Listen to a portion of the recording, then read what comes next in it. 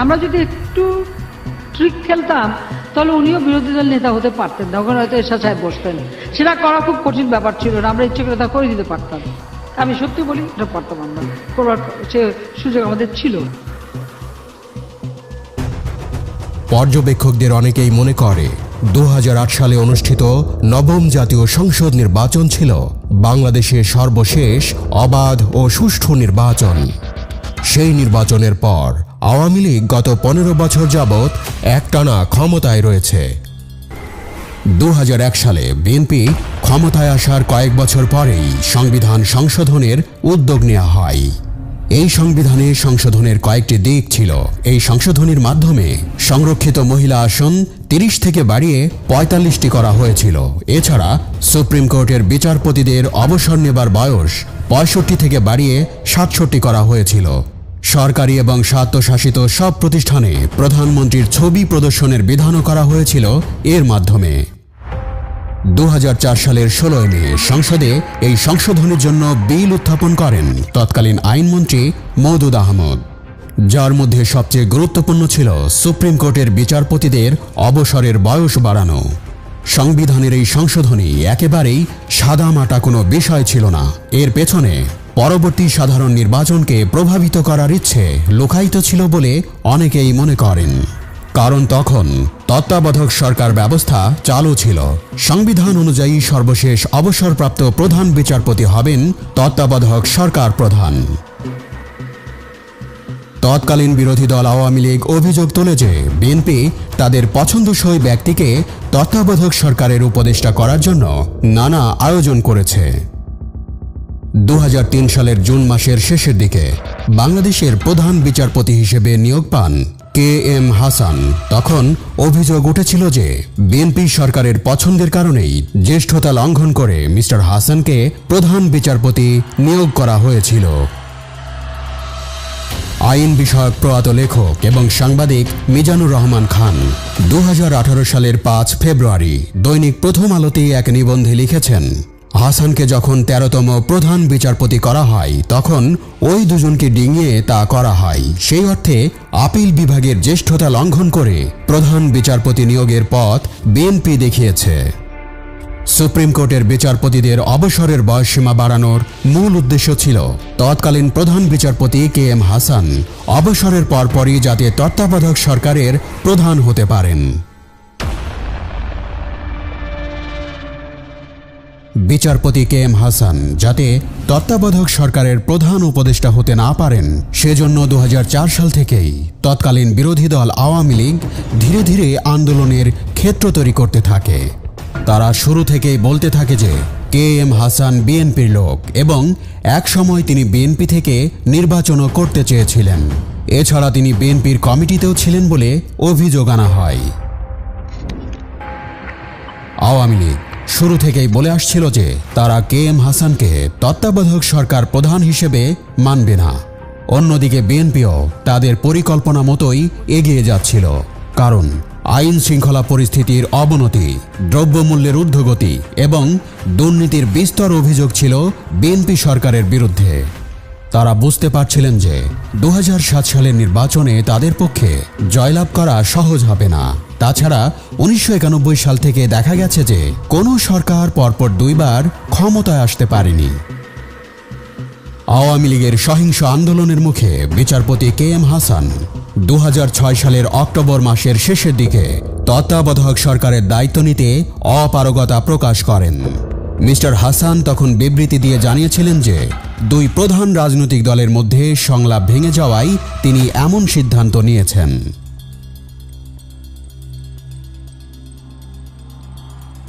সংবিধান অনুযায়ী সদ্য অবসরপ্রাপ্ত প্রধান বিচারপতি দায়িত্ব না নিলে তার আগের অবসরপ্রাপ্ত প্রধান বিচারপতিকে আমন্ত্রণ জানানোর কথা। এভাবে 4টি বিকল্প ছিল সংবিধানে। কেউ দায়িত্ব নিতে না চাইলে সর্বশেষ উপায় হিসেবে রাষ্ট্রপতির তত্ত্বাবধায়ক সরকারের প্রধান হিসেবে দায়িত্ব নেবার কথা। কিন্তু তৎকালীন রাষ্ট্রপতি সংবিধানের সবগুলো বিকল্প না দেখে তৎকালীন রাষ্ট্রপতি ইয়াজউদ্দিন আহমেদ নিজেই তত্ত্বাবধায়ক সরকারের প্রধান হিসেবে দায়িত্ব গ্রহণ করেন। রাষ্ট্রপতি বিএনপির মনোনীত হলেও তিনি যখন তত্ত্বাবধায়ক সরকারের দায়িত্ব নেন তখন আওয়ামী লীগ সরাসরি আপত্তি করেনি। দলটি বলেছিল রাষ্ট্রপতি কতটা নিরপেক্ষভাবে দায়িত্ব পালন করতে পারেন সেটি তারা পর্যবেক্ষণ করবেন। কিন্তু দায়িত্ব গ্রহণের পর থেকেই রাষ্ট্রপতি ইয়াজউদ্দিন আহমেদের কর্মকাণ্ড নিয়ে নানা প্রশ্ন উঠতে থাকে। আওয়ামী লীগ অভিযোগ তোলে তিনি বিএনপির দ্বারা পরিচালিত হচ্ছেন। এক পর্যায়ে রাষ্ট্রপতির বিরুদ্ধে নানা অভিযোগ তুলে উপদেষ্টা পরিষদ থেকে 4 জন সদস্য পদত্যাগ করেন। শুরু হয় আরেক সংকট। আওয়ামী লীগ এবং অন্যান্য বিরোধী দলগুলোর তীব্র আপত্তির মুখেও 2007 সালের 22শে জানুয়ারি একতরফা নির্বাচনের দিকে এগিয়ে যাচ্ছিল ইয়াজউদ্দিন আহমেদের নেতৃত্বে তত্ত্বাবধায়ক সরকার। রাজনৈতিক সংকট চরম আকার ধারণ করলে 2007 সালের 11ই জানুয়ারি সেনাবাহিনী হস্তক্ষেপ করে রাষ্ট্রপতির নেতৃত্বে তত্ত্বাবধায়ক সরকার ভেঙে দেয়। সেনাবাহিনীর সমর্থনে গঠিত হয় নতুন আরেকটি তত্ত্বাবধায়ক সরকার। রাজনৈতিক পর্যবেক্ষক মহিউদ্দিন আহমদ মনে করেন বিচারপতি KM হাসানকে নিয়ে সৃষ্ট সংকট শেষ পর্যন্ত সেনাবাহিনীর হস্তক্ষেপ পর্যন্ত গড়িয়েছে। 2007 সালের 11ই জানুয়ারি রাজনীতিতে হস্তক্ষেপ করে সেনাবাহিনী। জারি করা হয় জরুরি অবস্থা। জরুরি অবস্থা জারি করার অন্তত 6 মাস আগে থেকেই ঢাকায় নিযুক্ত বিভিন্ন দেশের কূটনীতিকরা 2 প্রধান রাজনৈতিক দলের মধ্যে সমঝোতার বিষয়ে বহু বৈঠক করেছেন। সংঘাত এড়িয়ে রাজনৈতিক অচল অবস্থা সমাধান করার উপর জোর দিয়েছিলেন তারা। যুক্তরাষ্ট্রের তৎকালীন রাষ্ট্রদূত মিস ব্রিটনিস ওয়াশিংটনে যে গোপন তার বার্তা পাঠিয়েছিলেন সেটি ফাঁস হয়ে যায় উইকিলিক্সের ওয়েবসাইটে। 2007 সালের 9 জানুয়ারি পাঠানো এক তার বার্তায় দেখা যায় যুক্তরাষ্ট্রের রাষ্ট্রদূত ও ব্রিটিশ হাইকমিশনার 2007 সালের 7ই জানুয়ারি খালেদা জিয়ার সাথে একটি বৈঠক করেন। সেই বৈঠকে 2 কূটনীতিক রাজনৈতিক সংকট সমাধানের জন্য পদক্ষেপ নেবার আহ্বান জানান।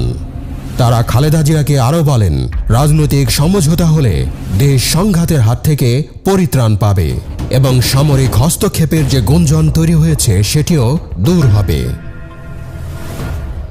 ডক্টর ফখরুদ্দিন আহমদের নেতৃত্বে একটি নতুন তত্ত্বাবধায়ক সরকার গঠিত হলেও কার্যত সেটি পরিচালনা করেছে সেনাবাহিনী। ক্ষমতা গ্রহণের কিছুদিনের মধ্যেই ডক্টর ফখরুদ্দিন আহমদের নেতৃত্বে সরকার আভাস দিয়েছিল যে সাধারণ নির্বাচন অনুষ্ঠিত হতে 2 বছর পর্যন্ত সময় লাগতে পারে।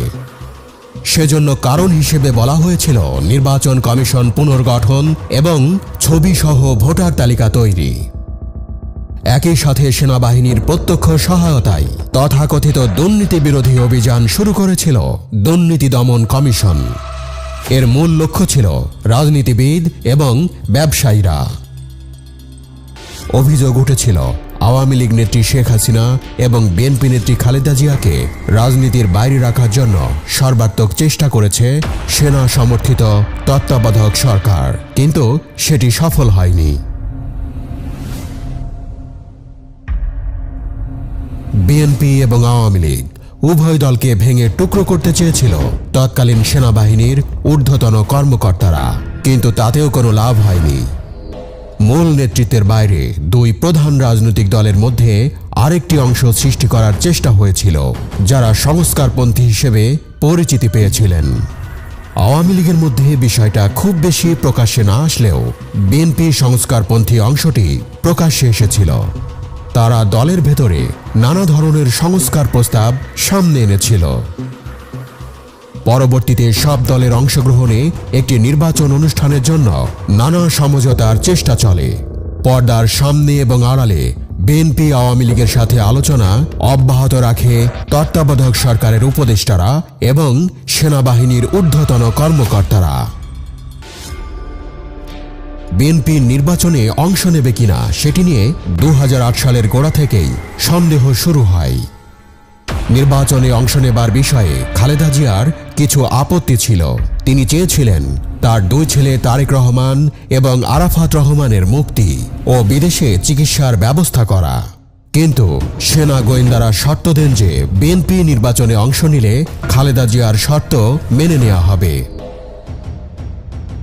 তবে খালেদা জিয়ার সাথে সরকারের কী ধরনের সমঝোতা হয়েছিল সেই সম্পর্কে বিস্তারিত বিএনপির নেতারাও জানেন না বলে মনে হয়েছে। Bangladesh emergency and the aftermath from 2007 to 2008 এই শিরোনামের বইতে মওদুদ আহমদ অনুমান করেছেন যে ছেলেদের মুক্তি এবং বিদেশ পাঠানোর বিনিময়ে খালেদা জিয়া হয়তো নির্বাচনে অংশগ্রহণের শর্ত মেনে নিয়েছিলেন। নির্বাচনের জন্য আওয়ামী লীগের প্রস্তুতি আগে থেকেই শুরু হয়েছিল। পর্যবেক্ষকদের মতে প্রার্থী বাছাই, জোটের শরিকদের সাথে আসন ভাগাভাগি, নির্বাচনী ইশতেহার প্রণয়ন এ সব কিছুর ক্ষেত্রে আওয়ামী লীগকে বেশ গোছানো মনে হয়েছে বিএনপির তুলনায়। তখন বিভিন্ন নির্বাচনী প্রচারণায় শেখ হাসিনা তুলে ধরেন ভবিষ্যতে তিনি বাংলাদেশকে কিভাবে দেখতে চান। আওয়ামী লীগের ডিজিটাল বাংলাদেশ স্লোগান তরুণ ভোটারদের আকৃষ্ট করে। এছাড়া দুর্নীতি দমন এবং বিদ্যুৎ সমস্যার সমাধান করার কথা তুলে ধরে আওয়ামী লীগ। আওয়ামী লীগের নির্বাচন ইশতেহারের আরেকটি গুরুত্বপূর্ণ বিষয় ছিল যুদ্ধাপরাধের বিচার করা। 2008 সালের 10 নভেম্বর ঢাকায় নিযুক্ত তৎকালীন মার্কিন রাষ্ট্রদূত জেমস এফ মরিয়ার্টি গোপন এক তার বার্তায় লিখেছেন, ডিসেম্বর অনুষ্ঠিতব্য নির্বাচনে জয়ের ব্যাপারে শেখ হাসিনাকে বেশ আত্মবিশ্বাসী দেখাচ্ছে। মনে হচ্ছে দ্বিতীয় দফায় প্রধানমন্ত্রী হবার জন্য তিনি প্রস্তুতি শুরু করেছেন। নির্বাচনের দিন বিপুল উৎসাহ এবং উদ্দীপনার মধ্য দিয়ে মানুষ ভোট কেন্দ্রে হাজির হয়েছিল। প্রতিটি ভোট কেন্দ্রের সামনে ছিল ভোটারদের দীর্ঘ সারি। যেহেতু তত্ত্বাবধায়ক সরকারের অধীনে নির্বাচন অনুষ্ঠিত হচ্ছিল, সেজন্য ভোট কেন্দ্রগুলোতে কোনো রাজনৈতিক প্রভাব চোখে পড়েনি। নির্বাচন কমিশনের হিসেব অনুযায়ী 2008 সালের সাধারণ নির্বাচনে আওয়ামী লীগ পেয়েছিল 230টি আসন, অন্যদিকে বিএনপি পেয়েছিল মাত্র 30টি আসন। সেই নির্বাচনে দল হিসেবে সবচেয়ে বেশি ভরাডুবি হয়েছিল জামাত ইসলামীর। 4 দলীয় জোটের শরিক হিসেবে 39টি আসনে প্রতিদ্বন্দ্বিতা করে মাত্র 2টি আসনে জয়লাভ করেছিল এই দলটি। সাবেক নির্বাচন কমিশনার এম শাখাওয়াত হোসেন তার বইতে লিখেছেন, আমরা এমন রেজাল্ট আশা করিনি। আমাদের প্রাথমিক ধারণা ছিল যে মহাজোটের সাথে 4 দলীয় জোটের তফাৎটা হয়তো 40 থেকে 50টি আসনের হতে পারে। নির্বাচনের ফলাফল মেনে নিতে পারেনি বিএনপি। দলের পক্ষ থেকে নির্বাচনে কারচুপির অভিযোগ তোলা হয়। অন্যদিকে আওয়ামী লীগে তখন উল্লাস আর উচ্ছ্বাস। আমরা যদি একটু ট্রিক খেলতাম তাহলে উনিও বিরোধী দল নেতা হতে পারতেন না, ওখানে হয়তো এরশাদ সাহেব বসতেন। সেটা করা খুব কঠিন ব্যাপার ছিল না, আমরা ইচ্ছে করে তা করে দিতে পারতাম।